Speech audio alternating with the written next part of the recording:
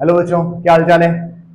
देखिए आज अपन पढ़ने वाले हैं क्लास 12 का चैप्टर, फोर्थ चैप्टर है डी एंड एफ ब्लॉक।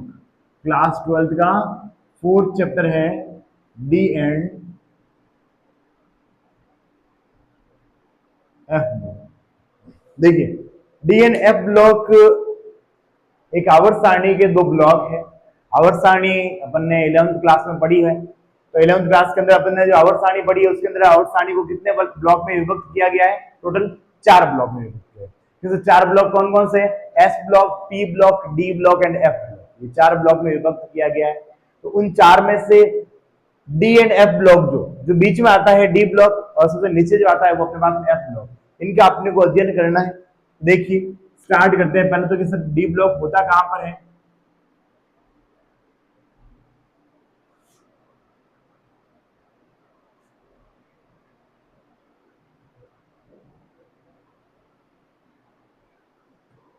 कुछ इस प्रकार से अपने को आवर्त सारणी मिलेगी।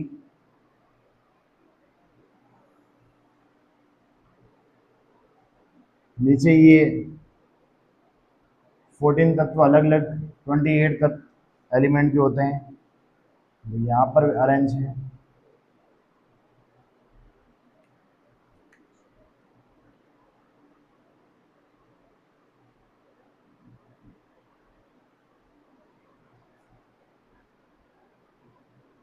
ये अपने को दे रखे हैं यहाँ पे ऐसे इस प्रकार से।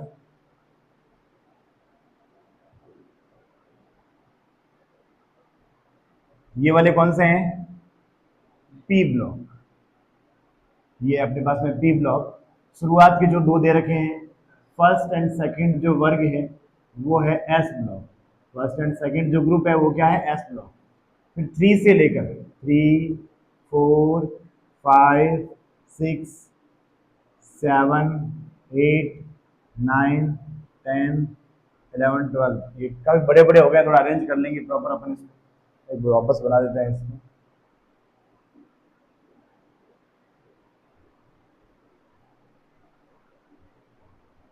टोटल डी, ये जो बीच वाला जो है वो अपने पास में डी के रूप में रहेगा। इसको अपन लोग डी ब्लॉक कहेंगे। ये डी ब्लॉक के अंदर टोटल कितने होते हैं? 10 होते हैं। डी ब्लॉक के अंदर अपने को टोटल कितने मिल जाएंगे? 10।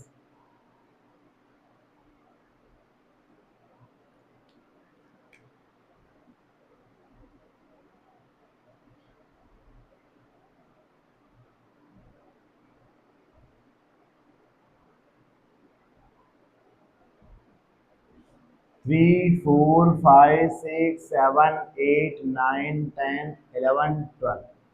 फिर 13 से लेकर 13, 14, 15, 16, 17 और 18। 13 से लेकर 18 तक जो है वो अपने पास में पी ब्लॉक है। 3 से लेकर 12 तक जो है वो अपने पास में क्या है? D block. ठीक है, ये अपने पास में फोर्थ पीरियड, ये अपने पास में फिफ्थ पीरियड, ये अपने पास में 6 एंड 7 पीरियड। तो इस प्रकार से ये डिवाइडेड है। और नीचे जो दो अलग दे रखे हैं इनको अपन लोग कहते हैं एफ ब्लॉक। नीचे जो दे रखे हैं वो अपने पास में क्या हो जाएंगे? F block. एफ ब्लॉक में जो ऊपर वाली जो लाइन होती है उन्हें अपन लोग क्या कहते हैं? लेंथेनॉइड्स। और नीचे वाली होती है उन्हें अपन लोग क्या कहते हैं? एक्टिनॉइड्स। क्लियर हो गया ये बातें, है ना?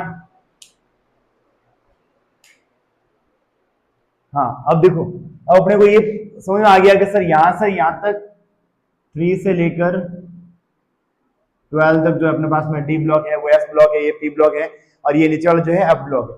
अब अपने को इसके बारे में अध्ययन करना। अपने को एक तो डी ब्लॉक के बारे में, एक एफ ब्लॉक के बारे में। तो पहला अपन करेंगे डी ब्लॉक के बारे में, उसके बाद में अपन लोग डिस्कस करेंगे एफ ब्लॉक के बारे में। डी ब्लॉक कहां से स्टार्ट होता है? स्कैंडियम से शुरू होता है, और यहां से अपने पास में जिंक तक आता है। Scandium, titanium, vanadium, chromium, manganese, iron, cobalt, निकल, कॉपर, जिंक। फिर यहां से yttrium, zirconium, niobium, molybdenum, technetium, ruthenium, rhodium, palladium, argentum silver और कैडमियम। फिर यहां से आता है अपने पास में लेंथेनम। ये आता है अपने पास में, देखो लेंथेनम 57 नंबर पे आता है लेंथेनम। यहाँ आता है अपने पास में एक्टिनम, जो आता है 89 नंबर पे आता है एक्टिनम। ठीक है, ध्यान देना कि यहाँ पर ये जो इनर्ट गैस दे रखी है अपने पास में, हीलियम 2 नंबर पे आती है, हीलियम के बाद में नियॉन 10 नंबर पे आती है, नियॉन के बाद में आर्गन 18 पे आती है, क्रिप्टॉन 36 पे आती है, जीनॉन 54 पे आती है, रेडॉन 86 पे आती है। ये इनर्ट गैसें हैं, तो अपन लोग क्या कहेंगे सर, 54, 55, 56, 57, 57 के बाद आने वाले तत्व, 57 से लेकर 57 के बाद मतलब 58 से लेकर 71 तक, 58 से लेकर 71 तक क्या कहलाते हैं, लैंथेनॉइड कहलाते हैं। और यहां पर आ जाएगा अपने पास में हाफनियम, हाफनियम कितने नंबर पे आता है, 72 नंबर पे। हाफनियम कितने नंबर मिलेगा अपने को, 72 नंबर पे, या 72 नंबर पे अपने को मिलेगा हाफनियम। ठीक है, और यहाँ पर अपने पास में 71 नंबर तक क्या आ रखा है अपने पास में, लैंथेनॉइड आ रखे हैं। तो ऐसा कैसे ये चलता रहेगा, lanthanum, hafnium, tantalum, wolfram, tungsten, rhenium, osmium, iridium, platinum, gold और मरकरी। मरकरी आ गया अपने पास में 80 नंबर पे। ठीक है, जिंक आ गया अपने पास में 30 नंबर पे, कैडमियम आ गया अपने पास में, देखो ये कितने पे, 21 से 30, फिर कैडमियम आ गया 36, 37, 38, 39, लिथियम आ गया अपने पास में 39 पे, 39 से 48। तो ये अपने पास में है डी ब्लॉक। डी ब्लॉक के इन एलिमेंट्स के बारे में अपने को पढ़ना है। ठीक है, वैसे यहाँ पर 104 पे 103 तक तो देखो, 89 से एक्टिनम, एक्टिनम से क्या हो गया, यहाँ से 90 से शुरू हो गया एक्टिनॉइड, कहां तक चलेगा, 103 तक चलेगा। फिर 104 से आ जाएगा अपने पास में रदरफोर्डियम। तो ये कुछ एलिमेंट जो है यहाँ तक कहां तक चलेगा, कॉपर्निशियम तक चलेगा, 112 तक चलेगा। लेकिन अपने को जो लास्ट वाला जो पीरियड है, जिसको अपन लोग बोलते हैं कि सर ये कौन सा पीरियड है, कौन सा समूह है, आवर्त है अपने पास में, दूसरा, तीसरा, चौथा, पांचवा, छठा, सातवां। सातवें आवर्त में एक्टिनॉइड आते हैं, और अपन लोग बोलते हैं सर सातवां आवर्त या फिर 6D समूह, 6D श्रेणी। देखो एन डी ब्लॉक जो होता है ना, वो n-1 चलता है। डी ब्लॉक जो होता है वो कैसे चलता है, n-1। तो ये कौन सा आवर्त है, फोर्थ आवर्त है। तो फोर्थ में से 4 में से एक गया, कितना बचा, 3। तो इसको क्या कहेंगे, 3D श्रेणी। इस पूरे को क्या कहेंगे, 3D श्रेणी। इस पूरे को क्या कहेंगे, 4D श्रेणी। 5 में से एक गया, कितना बचा, 4। तो ये 4D श्रेणी। ये पूरी कौन सी हो गई, 5D श्रेणी, ये वाली पूरी 5D श्रेणी। और ये कौन सी हो गई, 6D श्रेणी। क्लियर हो गया ये। ठीक है, तो ये इस तरीके से अपन ने क्या कर रखा है, डी ब्लॉक को अपन ने व्यवस्थित कर रखा है। लास्ट वाली जो लाइन है अपने पास में 6D श्रेणी जो है, इसके बारे में अपने को ज्यादा एक्स्ट्रा अध्ययन करने की जरूरत नहीं है। मेनली अपने को 3 के बारे में, चौथी, पांचवी, छठी, तीसरी, चौथी, पांचवी, इनके बारे में अध्ययन करना है। चौथा आवर्त, पांचवा आवर्त, छठा आवर्त, इनके बारे में अध्ययन करना है। सब तत्वों के नाम याद हो जाने चाहिए अपने को। अगर यह नाम याद रहेंगे तो अपन इलेक्ट्रॉनिक विन्यास इजीली फाइंड कर पाएंगे, और इलेक्ट्रॉनिक विन्यास इजी हो जाएगा तो बाकी वाला काम भी अपने पास में क्या हो जाएगा, जल्दी हो जाएगा। पहले अपन लोग डी ब्लॉक को पढ़ेंगे तो डी ब्लॉक के इलेक्ट्रॉनिक विन्यास लिखेंगे, डी ब्लॉक के गुणों के बारे में व्याख्या करेंगे। उसके बाद में अपन लोग डिस्कस कर देंगे अपन लोग अपने पास में एफ ब्लॉक के बारे में। क्लियर हो गया। तो एक बार फटाफट एक काम करो कि सर ये पहले के पहले तो ये टेबल ड्रॉ कर ली जाए, उसके बाद में अपन आगे डिस्कस करते हैं। फटाफट ड्रॉ कर लो ये।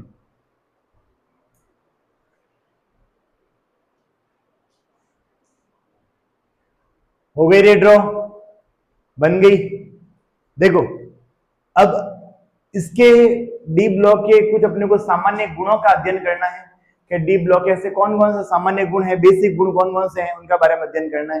तो लिखना स्टार्ट करो, हेडिंग लगाओ, डी ब्लॉक के सामान्य गुण। हेडिंग लगाओ, डी ब्लॉक के सामान्य गुण।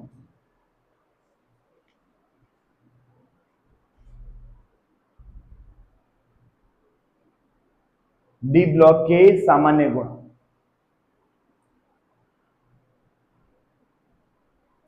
पहला गुण क्या होता है, इस ब्लॉक के तत्वों को संक्रमण तत्व कहा जाता है।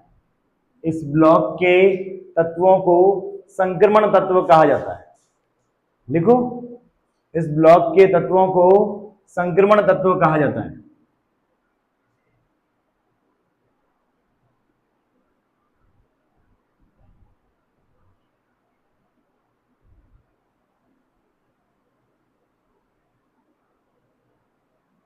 The element of this block is known as transition metals. Transition metals या संक्रमण तत्व क्यों कहते हैं? क्योंकि इनका डी ब्लॉक जो होता है, डी कक्षक जो होता है वो अर्धपूरित होता है। क्या लिखा? इस ब्लॉक के तत्वों को संक्रमण तत्व कहा जाता है। नेक्स्ट लाइन से लिखो, क्योंकि क्योंकि इनका डी कक्षक अर्धपूरित होता है। क्योंकि इनका डी कक्षक अर्धपूरित होता है, because it have partially field D orbital.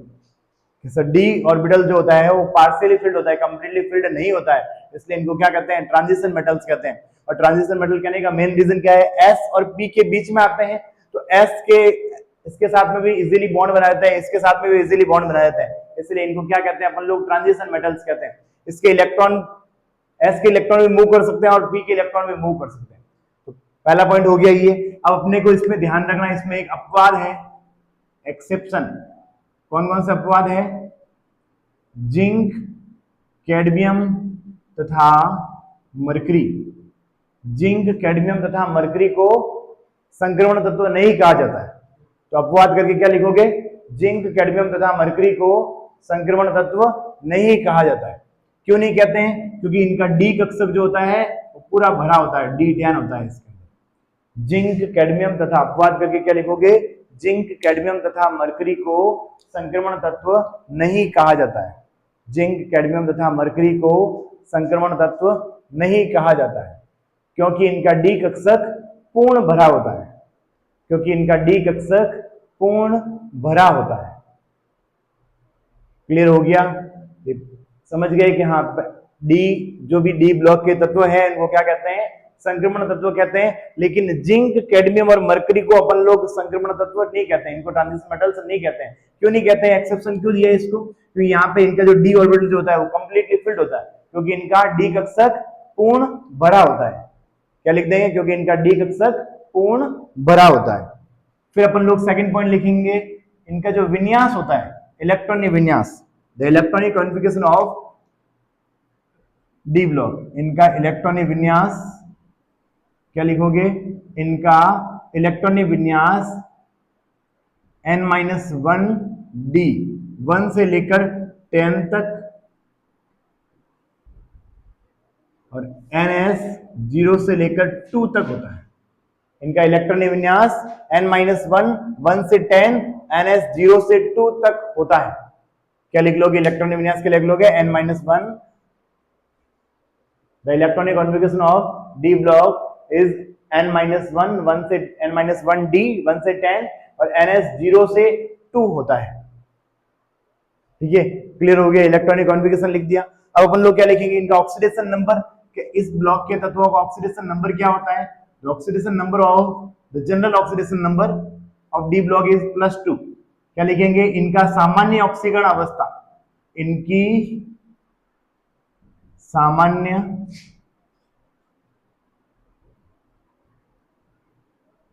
ऑक्सीकरण अवस्था +2 होती है।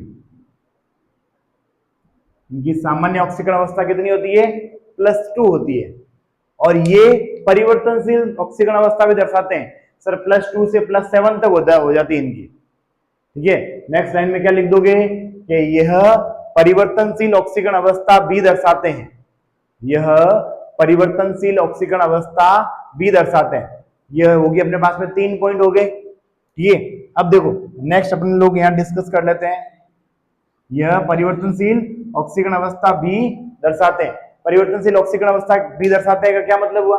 सर कुछ एलिमेंट ऐसे हैं, +2 तो सभी दर्शाते हैं, लेकिन +3, +4, +5, +6, +7 तक होता है। मैग्नीज, ये मल्टीग्रे जो होता है, मैग्नीज, टेक्नीशियम, रीनियम जो होता है, ये +7 तक शो कर लेते हैं। तो अपन लोग क्या कहेंगे? इनकी सामान्य ऑक्सीकरण अवस्था +2 होती है, तो इनके कुछ तत्व जो ये इनके अधिकांश तत्व जो रहेंगे वो अपने पास में वेरिएबल वैलेंसी शो करते हैं या वेरिएबल ऑक्सीडेशन स्टेट शो करते हैं ना। तो अब नेक्स्ट अपने पास में रहेगा 4th पॉइंट जो रहेगा अपने पास में, यह वर्ग संख्या 3 से 12 के मध्य होते हैं। यह वर्ग संख्या 3 से 12 के मध्य होते हैं। These are between group number 3 to 12 तथा यह आवर्त संख्या 4 से 7 के मध्य होते हैं।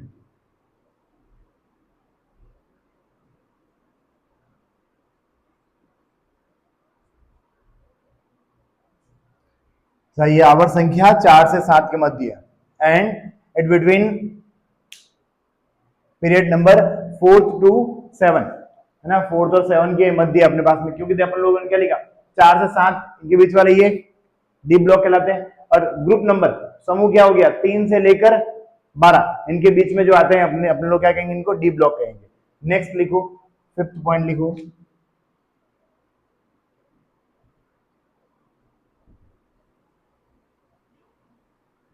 यह अधिकांश कठोर प्रकृति के होते हैं। यह अधिकांश कठोर प्रकृति के होते हैं।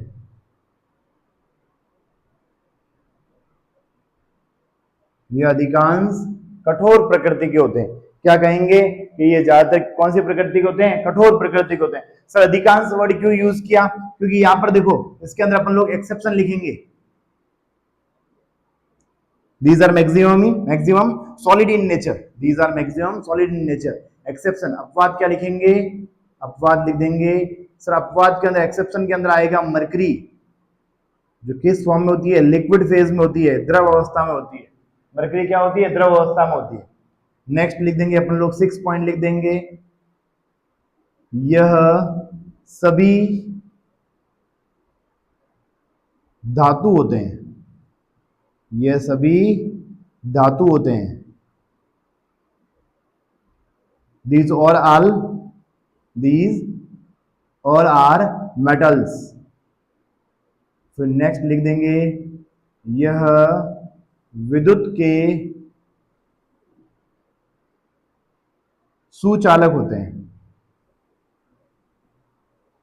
यह विद्युत के सुचालक होते हैं।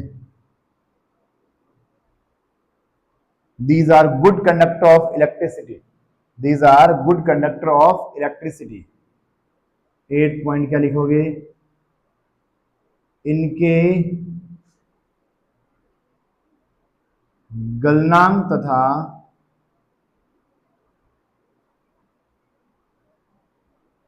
क्वथनांक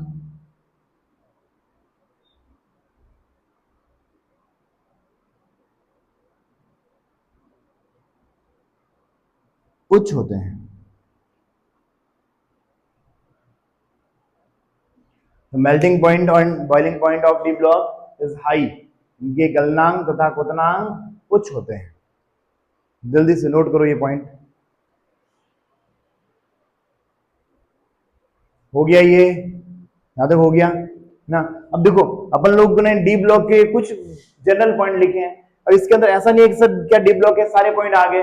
अपन लोगों ने जो डिस्कस किया है ये क्या है, कुछ बेसिक सिंपल से पॉइंट है। ये कॉन्फ़िगरेशन ये होता है, संक्रमण तत्व कहते हैं इनको, ट्रांजिशन मेटल्स कहते हैं इनको। ऑक्सीजन अवस्था जो होती है +2 होती है, लेकिन कुछ बाकी सारे एलिमेंट जो रहेंगे वेरिएबल वैलेंसी शो करते हैं, वेरिएबल ऑक्सीडेशन स्टेट शो करते हैं। वर्ग संख्या इतने के बीच में, आवर्त संख्या इतने के बीच में। मैक्सिमम क्या होते हैं, सॉलिड नेचर के होते हैं। एक्सेप्शन क्या हो गया, मरकरी जो एक्सेप्शन रहेगा। ज्यादातर ये सारे के सारे क्या होते हैं, मेटल्स होते हैं।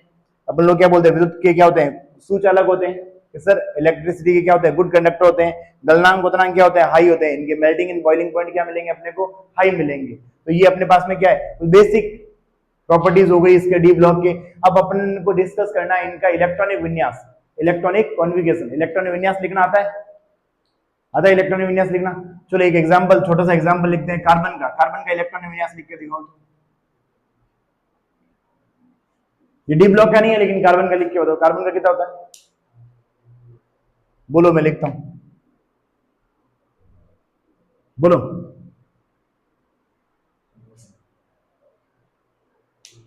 बोल बोल सूरज बोल, बेइज्जती हो रही, देख वीडियो चल रहा है। 2s1, ये कुछ नई खोज हुई थी। 1s2, 2s2, 2p2, कितने नंबर पे आता है? 6 नंबर पे आता है। तो इसका मतलब इलेक्ट्रॉन भी कितने हो गए? 6 हो गए। 1s2 2s2 2p2 2 2 4 2 6 हो गए। तो ये अपने को कॉन्फ़िगरेशन लिखना है, सारे एलिमेंट का कॉन्फ़िगरेशन लिखना है। तो अपन एक काम करते हैं, ये एक बार इतना सा ये पढ़ के आ जाओ, एक बार ये एलिमेंट्स के नाम सब याद करके आ जाओ। कौन कौन से एलिमेंट कैसे डी ब्लॉक के अंदर ये 30 एलिमेंट है, ये 30 एलिमेंट याद करके आने हैं।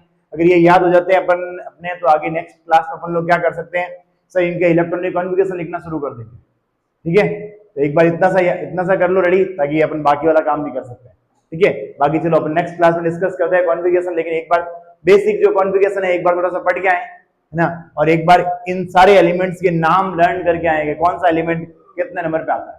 ठीक है, बाकी अपन कल डिस्कस करेंगे।